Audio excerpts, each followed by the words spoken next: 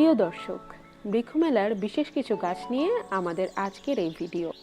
প্রথমেই আসি থাই মিষ্টি কামরাঙ্গাতে, যা একটি সুস্বাদু এবং মিষ্টি 12 মাসি ফল। Lucky bamboo. চীনা সংস্কৃতি ও ফেং শুই শাস্ত্র অনুযায়ী এই গাছ ঘরে রাখলে সৌভাগ্য, সমৃদ্ধি এবং ইতিবাচক শক্তি বৃদ্ধি পায়। শ্বেত চন্দন, পৃথিবীর অন্যতম মূল্যবান সুগন্ধি ও ঔষধি কাঠ বহনকারী উদ্ভিদ। আয়ুর্বেদিক চিকিৎসা ও প্রসাধনী শিল্পেও এর গুরুত্ব অপরিসীম। হিজল গাছ। আয়ুর্বেদে হিজলের বীজ, ছাল ও পাতা বিভিন্ন রোগের ঔষধ তৈরিতে ব্যবহৃত হয়। পিঙ্ক 12 মাসি কাঁঠাল, একটি অত্যন্ত বিরল ও আধুনিক বিদেশি জাত, যার ভেতরের কোয়াগুলো সাধারণ কাঁঠালের মতো হলুদ না হয়ে গোলাপি বা হালকা লালচে রঙের হয়ে থাকে।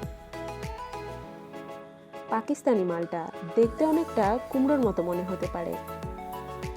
ভিটামিন সি, অ্যান্টিঅক্সিডেন্ট এবং ফাইবারে সমৃদ্ধ এই মালটা শরীরের রোগ প্রতিরোধ ক্ষমতা বাড়াতে দারুণ সাহায্য করে।